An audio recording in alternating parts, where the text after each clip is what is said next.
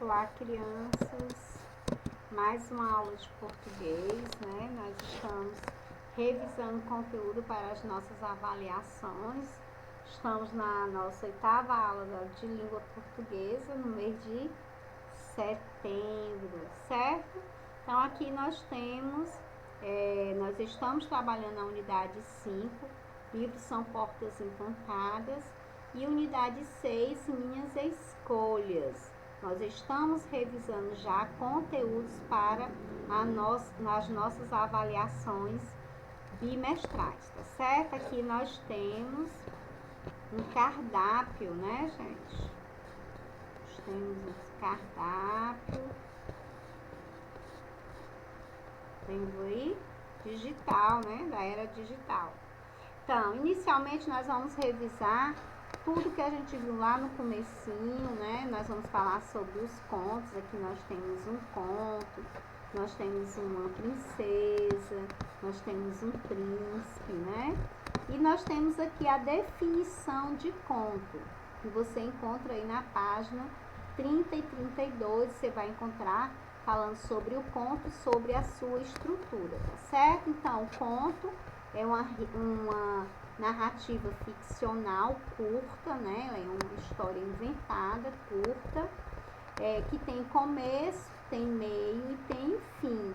É contada por um narrador e possui personagens.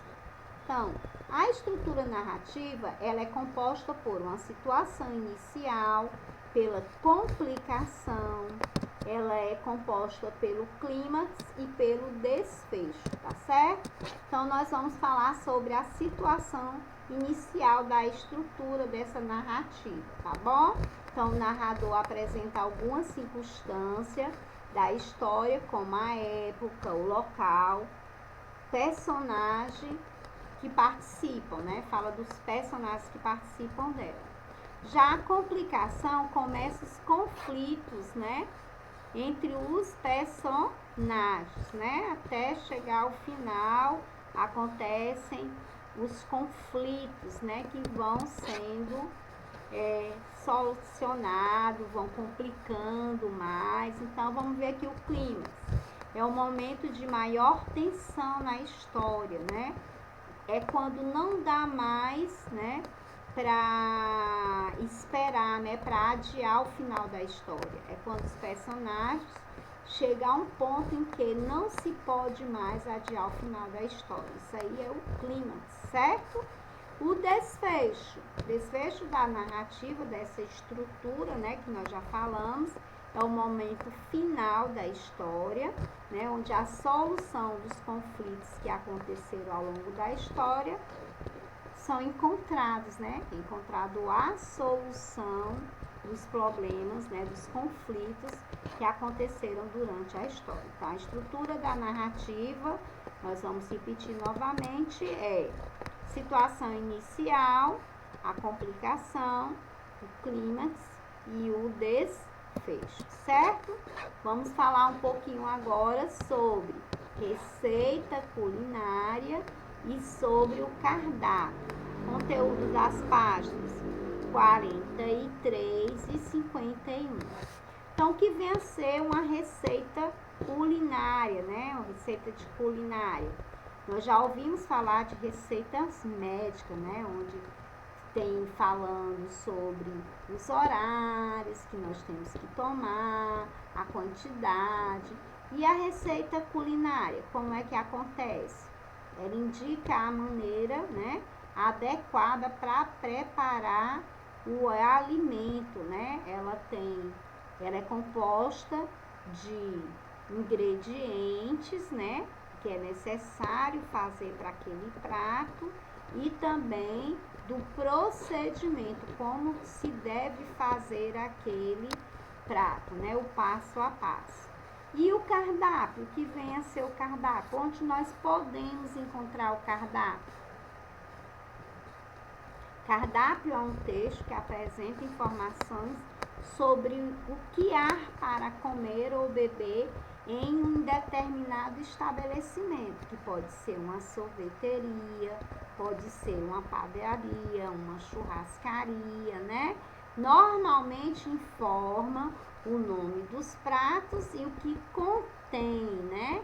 E geralmente junto desse cardápio ao lado do prato, né, vem o preço também, certo? Vamos falar um pouquinho sobre ortografia, o uso das letras S e SS. Nós sabemos que o S entre vogais, né, um S entre vogais, ele tem som de Z. E o S, quando ele é usado dos dois S, é para ter som de S na palavra, tá certo? Então, vamos ler aqui algumas regras, né? Então, em começo de palavra, usamos S. Tipo, exemplo, sair, segue e soldar. Entre vogais, nós usamos dois S para ter som de S, né? Disse, pássaro, profissão. Esses dois S aqui, entre vogais, ele tem som de um S só, né?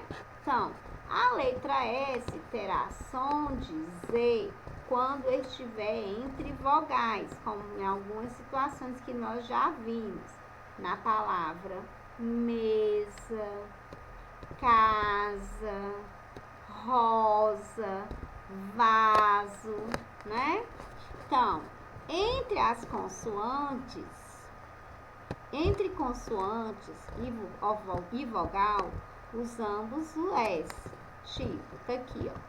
Conseguiu, diversão, concurso também é outra regra, né? Então, atenção. Essa aqui, essa regra, essa observação aí, você vai encontrar no nosso livro, da página 35, tá certo? Quando as palavras com dois S são separadas em sílabas, o grupo SS deve ser dividido, ou seja, cada consoante fica em uma sílaba. Nós temos um exemplo aqui da palavra pássaro. Um S ficou na sílaba paz e a outra ficou em sa, né? Pássaro, pássaro. Nunca iniciamos uma palavra com dois S. Aqui nós tivemos início de palavras, mas com um único S.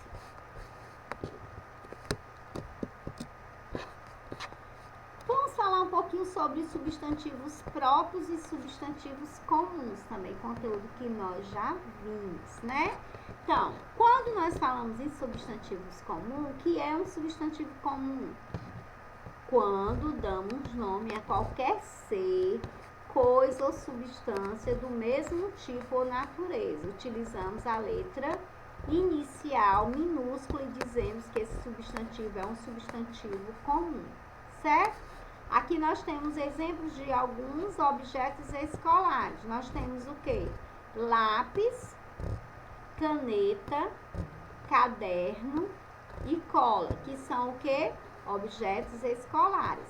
Eu posso dizer que aqui é um aluno e uma aluna. São substantivos o quê? Comuns. Eu não dei o nome para esses alunos. Eu estou só dizendo que é um aluno e uma aluna, certo? Então, essas palavras são substantivos comuns e são escritas com letras minúsculas quando não estão iniciando em nenhuma frase. Quando ela inicia uma frase, mesmo que seja um substantivo próprio, essa letra vem com letra maiúscula, a letra inicial do substantivo comum, certo? Substantivos próprios e comuns ainda. Nós temos um destaque aí. Nós temos o menino, que é o Miguel, e nós temos o relógio, né? Então, Miguel é o nome do menino, né? O menino, o nome da criança se chama Miguel, então é um substantivo próprio. Olha o relógio. Relógio é o substantivo comum, porque é o nome de um objeto. Tá certo? Então, os substantivos são Miguel, relógio. Substantivo é a palavra que dá nome às pessoas, animais, plantas, lugares, sentimentos e tudo que existe, tá certo? São chamados de substantivo. Aqui nós temos exemplos de substantivos comuns e exemplos de substantivos próprios, tá certo? Vamos começar com os substantivos comuns. Observamos que ele sempre vai estar com letra inicial minúscula. Menino, praça, jornal, palhaço, colégio, cidade. Agora eu vou dar exemplos de substantivos próprios, tá certo? Então, Miguel, Guararapes, Carlos Queiroz, Pimpão, o Diário e Recife. Os substantivos próprios são escritos com letras maiúsculas, independente da posição que ele possa estar na frase, tá certo? Se esse substantivo estiver no meio da palavra, da frase, se for um substantivo próprio, ele deve ser escrito com letra maiúscula. Os substantivos próprios, né? Estudamos também sobre os substantivos concretos. Falamos também sobre os substantivos abstratos. Então, o que vem a ser substantivo concreto? Nós temos aqui exemplo: fogão, cozinheiro, galinha, sereia, noite, restaurante e melancia. Conteúdo da página 52. Então, o que são substantivos concretos? São palavras que indicam seres que têm existência própria, que existem independente de outros seres. Podem ser do mundo real, como pessoas, animais, vegetais, minerais, lugares ou em outro mundo, né? Que são os imaginários, como os personagens folclóricos. Aqui nós temos o exemplo da sereia, certo? Então, os substantivos abstratos são aqueles que indicam sentimentos, ações, qualidades, estados dos seres. Então, aqui nós temos tristeza, fome, viagem, cor, bondade, calma, doença, amor, né? Nós temos alguns exemplos de substantivos abstratos. Então, observe a seguir os substantivos que são considerados abstratos. Aqui nós temos substantivos que indicam qualidades e defeitos: sinceridade, beleza, feiura e egoísmo. São substantivos abstratos, né? Então, estados: doença, riqueza, juventude, ilusão. É substantivo abstratos, estados. Ações: organização, viagem, compra.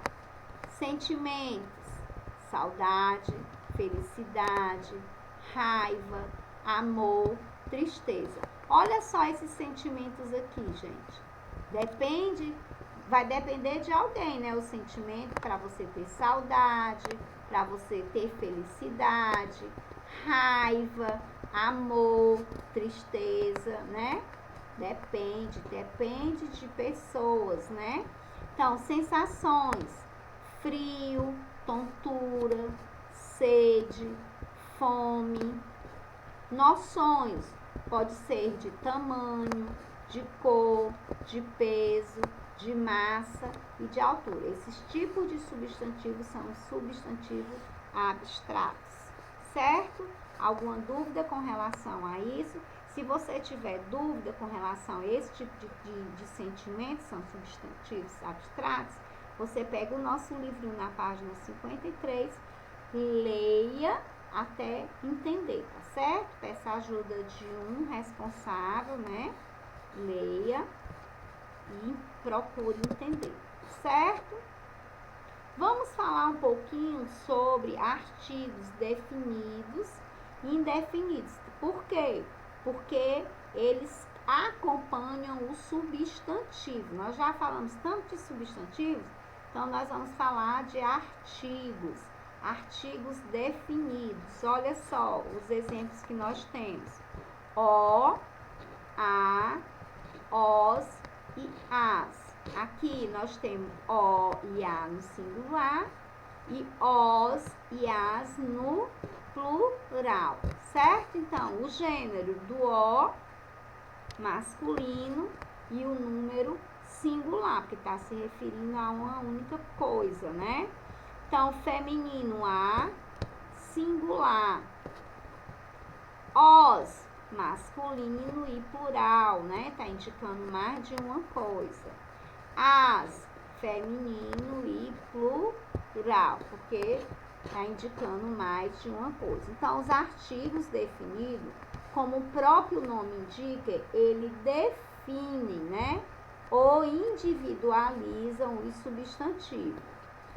Seja uma pessoa, objeto ou um lugar. Aí a gente vai ver aqui, nós vamos ver alguns exemplos, tá certo? Então, o João gosta de jogar bola. Por que esse artigo é definido?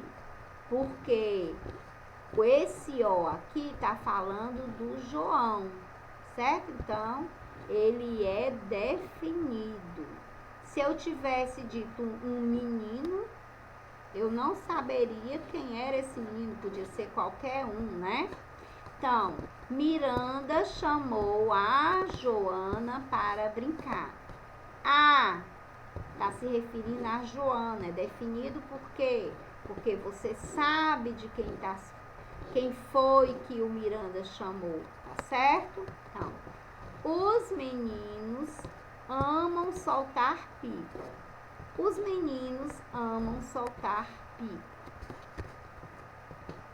Então, eu sei quais são os meninos que gostam de soltar pipa. Esses meninos aqui eu sei, porque eu estou dizendo os meninos. Quem são esses meninos? Se você me perguntasse, poderia dizer que era o Nicolas, o Davi, o Diogo, o Luiz Davi, o Caleb, entendeu? Eu ia citar o nome dos meninos. As meninas amam fazer compra. Então, as meninas também, eu sei quais são as meninas que amam fazer compras. Aí eu posso citar o nome das meninas. Eu posso citar a Débora Sofia, a Júlia Lima, a Ana Lara, a Sofia Teixeira, a Sofia Macedo, a Esté, a Isabela, certo? Eu vou saber citar as crianças, as meninas que gostam de fazer compras.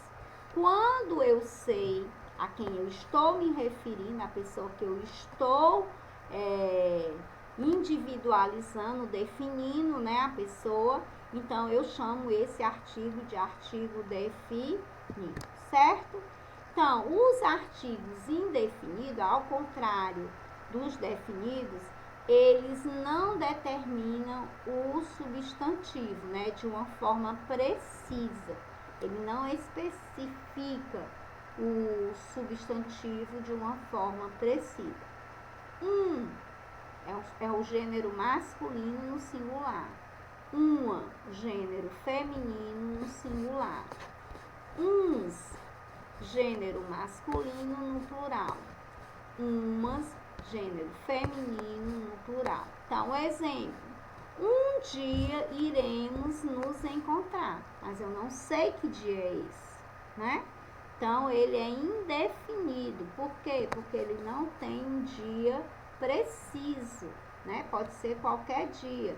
Pode ser hoje, pode ser amanhã, pode ser há 10 anos, né? Daqui a 10 anos, então não tem um dia específico ainda. não tem um dia preciso, né?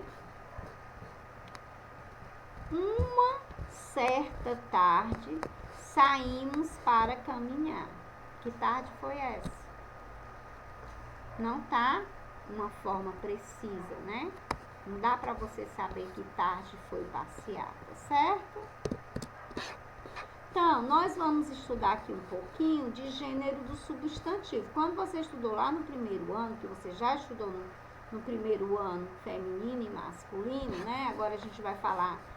Quando eu falo em gênero do substantivo, eu estou justamente falando do masculino e do feminino. Então, quando eu digo banana, eu digo a banana. Então, eu usei o artigo feminino, não foi?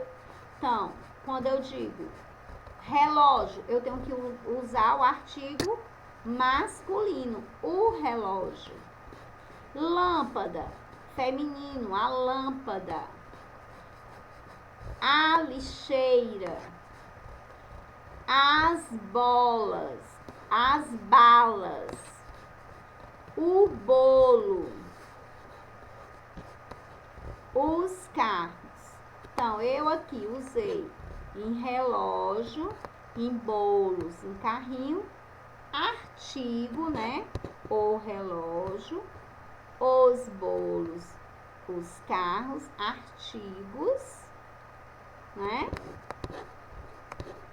Masculinos e bananas, as bananas, a lâmpada, a lixeira e as balas, eu usei artigos, né? Então, é feminino. Então, o gênero é feminino, certo? Vamos revisar um pouquinho sobre as embalagens da página 65. Nós falamos sobre as embalagens de plástico, sobre as embalagens de metal, né? Hoje nós vamos falar um pouquinho dessas embalagens aqui de alumínio, tá certo? Então, para que serve uma embalagem? Ela serve para proteger o que há dentro, né? Certo? Mas também tem outras funções. As embalagens, elas devem trazer informações sobre o produto, né? Sobre a validade do produto, o que contém no produto, tá certo? Então, olha só as funções daqui da embalagem. Conter o produto, proteger o produto, transportar, né? O transportar, comercializar, vender e educar as pessoas de comer de maneira certa, né? E até de descartar de maneira correta. As embalagens têm várias finalidades. Eu vou finalizar mais uma aula aqui, uma aula, né, da nossa língua portuguesa. Aqui tem o nosso conteúdo de estudo das provas bimestrais. Nós vamos trabalhar o nosso paradidático, que é o Anjo do Pedaço, uma grande aventura pela paz. Vamos estudar a unidade 5, que é a unidade 6, os capítulos 1 e 2 das duas unidades, tá certo? E não esqueçam de estudar o conteúdo do caderno. Não espere pelo roteiro, não. Um beijo. Fiquem com Deus. Estudem, né? Até a próxima aula.